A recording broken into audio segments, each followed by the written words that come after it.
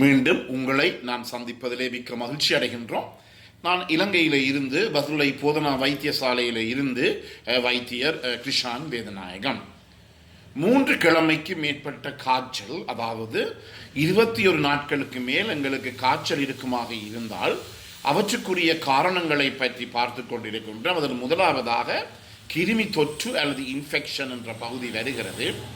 அதிலே நாங்கள் நேற்று பார்த்தோம் ஒரு கிருமி, அதாவது டாக்சோபிளாஸ்மோசிஸ் காண்டி எனப்படுகின்ற இந்த புரோட்டோசோவா எனப்படுகின்ற ஒரு வகையை சார்ந்த கிருமிகள் பல வகைகள் இருக்கின்றது. பாக்டீரியாவாக இருக்கலாம், வைரஸாக இருக்கலாம், அல்லது பூஞ்சனமாக இருக்கலாம், ஃபங்கஸாக இருக்கலாம். ஆனால் இது புரோட்டோசோவா எனப்படுகின்ற இந்த டாக்சோபிளாஸ்மோசிஸ் காண்டி, இதை பற்றி கட்டாயம் நாங்கள் பார்க்க வேண்டும். ஏனென்றால் இது சாதாரணமாக நாங்கள் வீடுகளிலே வளர்க்கின்ற மிருகங்கள், பூனை, நாய், ஆடு, மாடு மற்ற மிருகங்களிலே அவற்றினுடைய உடல் தொகுதியிலே இருக்கின்ற ஒன்றாக இருக்கின்றது. எனவே இது தற்செயலாத்தான், இந்த டாக்சோபிளாஸ்மோசிஸ் எனப்படுகிற இந்த கிருமியானது தற்செயலாத்தான் எங்களுடைய மனித உயிரை தாக்கக்கூடிய, மனித உடலை தாக்கக்கூடிய ஒன்றாக இருக்கின்றது. அவ்வாறு தாக்குகின்ற பட்சத்திலே நீண்டகால நோக்கிலே பாரதூரமான பிரச்சனைகள் ஏற்படும். உதாரணமாக ஒரு நாய்க்கோ அல்லது பூனைக்கோ அதனுடைய வயிற்றிலே இந்த டாக்சோபிளாஸ்மோசிஸ் எனப்படுகிற இந்த கிருமியினுடைய இந்த சிஸ்ட் என்று சொல்லுவோம் முட்டை இருக்குமாக இருந்தால் அது இந்த நாயினுடைய அல்லது பூனையினுடைய அல்லது மாட்டினுடைய மலத்தினூடாக வெளியிலே வந்து இந்த மலம், உங்களுக்கு தெரியும், நாயோ பூனையோ உங்களை வீட்டிலே, வீட்டு முத்தத்திலே, வீட்டுக்கு வெளியிலே எப்போதுமே கக்கா செய்து மூடி வைத்திருக்கும்.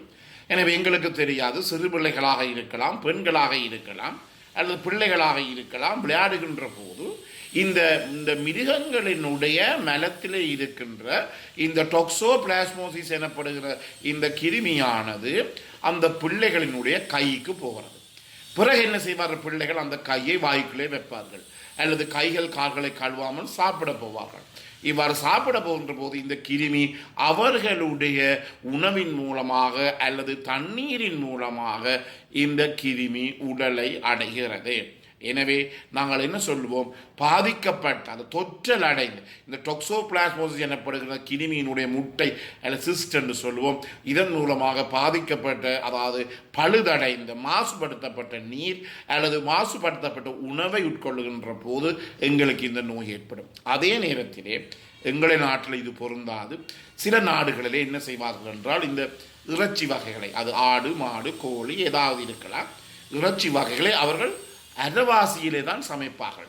ஹாஃப்லி குக்ட் என்று சொல்லுவோம், கொஞ்சமாகத்தான் அவர்கள் சமைப்பார்கள். ஆனால் எங்களுடைய போன்ற நாடுகளிலே நாங்கள் நல்லாக தாச்சியிலேயோ அல்லது சட்டியிலேயோ வச்சு நன்றாக வேக வைத்த பிறகுதான் நாங்கள் சாப்பிடுவோம். என்றபடியால் எங்களுக்கு இந்த பிரச்சனை இல்லை. எனவே சில இடங்களிலே அரைவாசியாக சமைக்கப்பட்ட உணவுகளை அருந்துகின்ற போது, சாப்பிடுகின்ற போது இந்த உணவினுடைய இருக்கின்ற இந்த இறைச்சி தசைகளிலே இந்த சிஸ்ட், இந்த டாக்சோபிளாஸ்மோசிஸ் காண்டியினுடைய சிஸ்ட் இருக்கு. இது வந்து என்ன செய்யும்? எங்களுடைய இந்த இறைச்சி அரைவாசியாக வெப்பமூட்டப்பட்ட அல்லது சமைக்கப்பட்ட உணவின் மூலமாக இவைகள் எங்களுடைய வாயின் மூலமாக எங்களுடைய வயிற்றை அடைகிறது. வயிற்றை அடைந்து அது உடல் முழுவதும் பரவி அங்கே சத்தம் போடாமல் இருக்கும். எவ்வளவு காலம் இருக்கும்? அந்த உயிருடன் நாங்கள் மனுஷர் வாழு மட்டும். எனவே லைஃப் லாங் என்று சொல்லுவோம். உடைய உடலிலே இந்த டாக்சோபிளாஸ்மோசிஸ் காண்டி தெத்துமாக இருந்தால், அதற்குரிய சிகிச்சையை நாங்கள் எடுக்காமல் விட்டோமாக இருந்தால், எங்களுடைய உடலிலே நாங்கள் இறக்கு மட்டும் அந்த கிருமிகள் எங்களுடைய உடலிலே இருக்கக்கூடியதாக இருக்கும். அதன் பிற்பாடு என்ன நடைபெறும் என்றால், இந்த கிருமிகள் எல்லாம் எங்களுக்கு ஏதோ ஒரு காரணமாக எங்களுடைய நோய் எதிர்ப்பு சக்தி குறைகின்ற நேரம், இந்த நோய் எதிர்ப்பு சக்தி குறைகின்ற நேரம் கூடுதலாக நாங்கள் பெண்களை பொறுத்த மட்டிலே என்ன நேரம்? அவர்கள் கற்பம் தாங்கி இருக்கின்ற போது, பிரெக்னென்ட்டாக வருகின்ற போது அவருடைய நோய் எதிர்ப்பு சக்தி அல்லது நீர்ப்பீடனம் அல்லது இம்யூனிட்டி என்று சொல்லுவோம், அது குறைகிறது. இரண்டாவதாக நோய் எதிர்ப்பு சக்தியை குறைக்கின்ற ஏதாவது ஒரு நோய்கள், இம்யூனோ காம்ப்ரமைஸ்ட் என்று சொல்லுவோம். நோய்கள் என்றால் அது மலேரியாக இருக்கலாம், கசரோகம் டிபியாக இருக்கலாம், HIV எய்ட்ஸாக இருக்கலாம், அல்லது மிகவும் நாட்கூடின ஏதாவது ஒரு நோயாக இருக்கலாம், புற்றுநோயாக இருக்கலாம், அதே நேரத்தில் இந்த புற்றுநோய் கொடுக்கப்படுகின்ற மருந்துகள் காரணமாக உடலிலே இருக்கின்ற நோய் எதிர்ப்பு சக்தி குறைவாக இருக்கலாம். எனவே இந்த உடலிலே இருக்கின்ற இம்யூனிட்டி எனப்படுகின்ற நோய் எதிர்ப்பு சக்தி குறைகின்ற போது இந்த சிஸ்ட் எல்லாம், இந்த டாக்ஸோபிளாஸ்மோசிஸ் கொண்டியினுடைய சிஸ்டுகள் எல்லாம் எங்கெங்கே உடலில் இருக்குதோ அங்கிருந்து அவை புதிதாக வலுப்பெறும். புதிதாக வலுப்பெறுகின்ற போது இந்த நோயினாலே நாங்கள் சரியாக பாதிக்கப்படுவோம். எனவே HIV தொற்று உடையவர்களுக்கு இந்த டாக்ஸோபிளாஸ்மோசிஸின் காரணமாக பலதரப்பட்ட நோய்கள் கூட ஏற்படுகிறது. ஏனெனில் HIV/AIDS தொற்று ஏற்படுகின்ற போது எங்களுடைய உடலிலே இருக்கின்ற நோய் எதிர்ப்பு சக்தி முற்றிலுமாகவே இந்த HIV வைரஸின் காரணமாக அளிக்கப்படுகிறது. எனவே இதன் காரணமாகவும் என்ன நடைபெறும் என்றால் பாரதூரமான பிரச்சனை ஏற்படக்கூடியதாக இருக்கிறது. எனவே உதாரணமாக பார்த்துக்கொண்டால் இந்த பெண்களுக்கு என்ன நடைபெறும் என்றால் சிறு வயதில், சின்ன வயதில் தான் அவர்கள் பூனைகளை தூக்கி விளையாடுவார்கள், நாயை தூக்கி விளையாடுவார்கள், பூனையை கட்டில் வைத்து படுத்திருப்பார்கள், எல்லாம் செய்வார்கள். பிறகு அவருடைய கைகளின் மூலமாக வயிற்றுக்கு போன இந்த டாக்ஸோபிளாஸ்மோசிஸ் கொண்டியினுடைய சிஸ்ட், இந்த முட்டை என்ன செய்யும் என்றால் சின்ன பிள்ளையிலேயே 1 வயசு 2 வயசு 3 வயசு 4 வயசுலேயே இந்த பிள்ளையினுடைய கருப்பையில் போய் அப்படியே தாங்கிவிடும்.